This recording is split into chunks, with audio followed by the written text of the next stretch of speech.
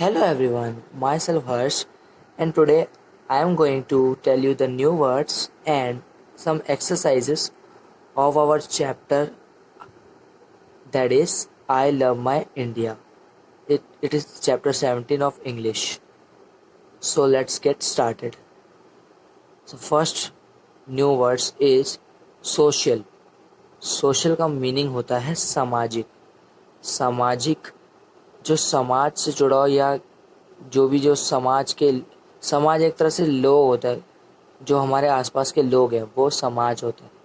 For example, we share the same social background.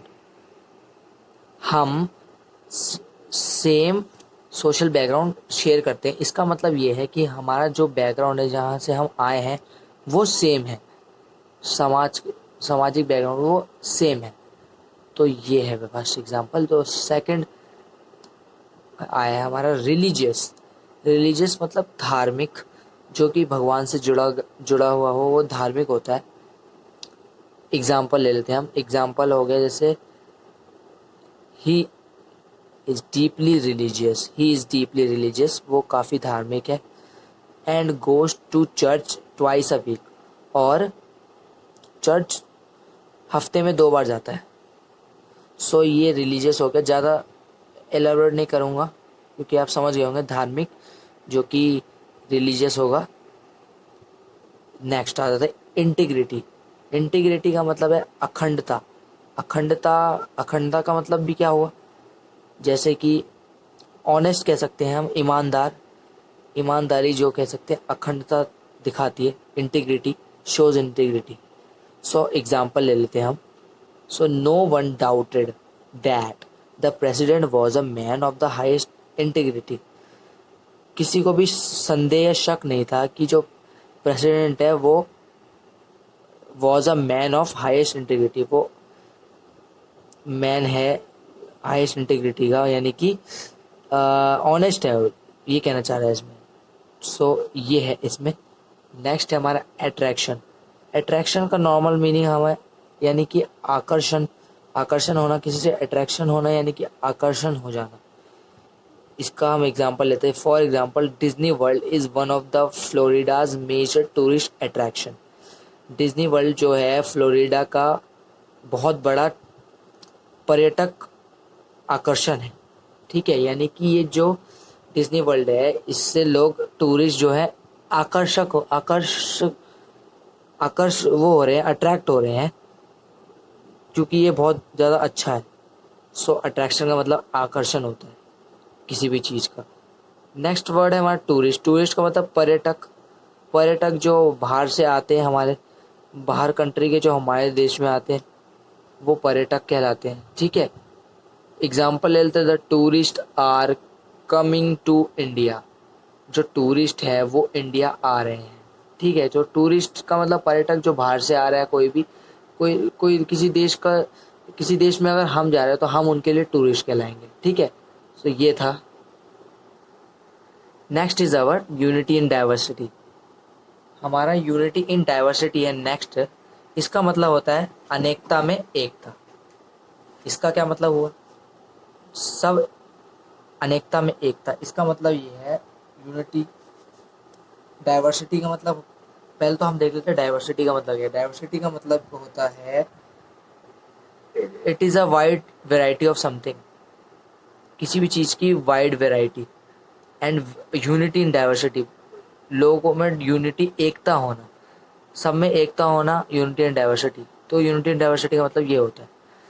For example, expression of harmony and unity between dissimilar groups. So harmony का मतलब basically peaceful existence, जो कि शांति होती है, शांति। तो इस यूनिटी ऑफ डाइवर्सिटी हमें बताता है शांति, और एकता हमें सिखाता है कि हमें एकता के साथ रहना चाहिए, हमें साथ मिलकर चलना चाहिए। सो ये है यूनिटी इन डाइवर्सिटी। होप आपको समझ आ गया होगा।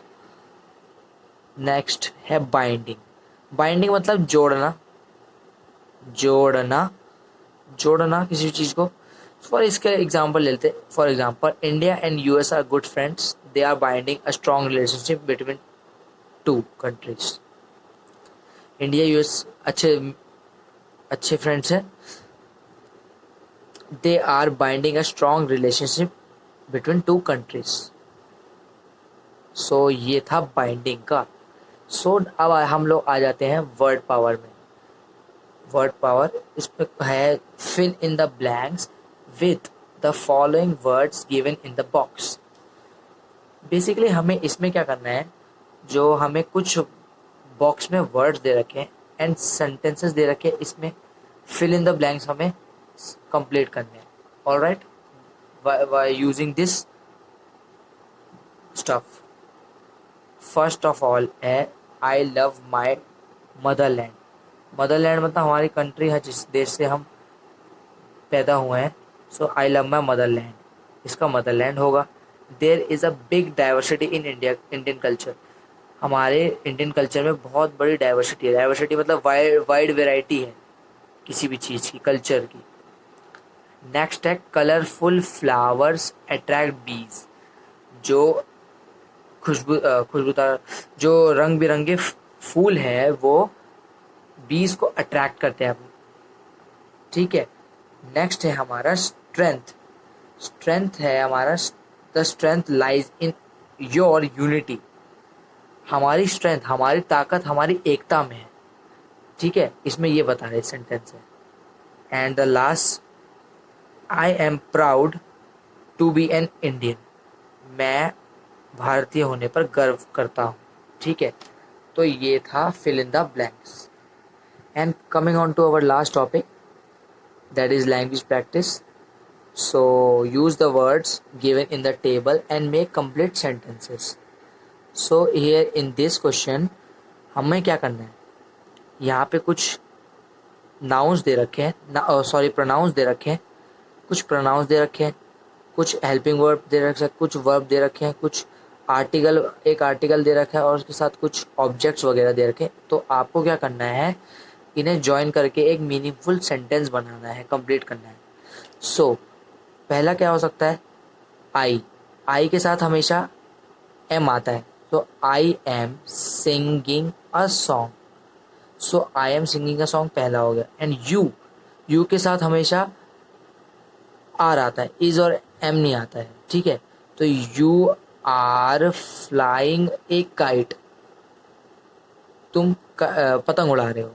नेक्स्ट है हमारा she is drawing a picture.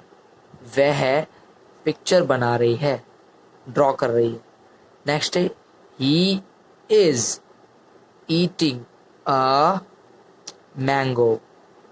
वह आम खा रहा है. नेक्स्ट है वी के साथ हमेशा आर आता है. वी होता है बहुत सारे और उसके साथ आर यूज होता है. We are writing a novel, writing a letter, इसमें लेटर होगा. नेक्स्ट है हमारा दे के साथ भी हमेशा आर आता है. They are reading a novel, वह नोवेल पढ़ रहे हैं. सो गाइज, ये थे कुछ questions, new words and exercises. Hope you enjoyed it. So I will see you next time.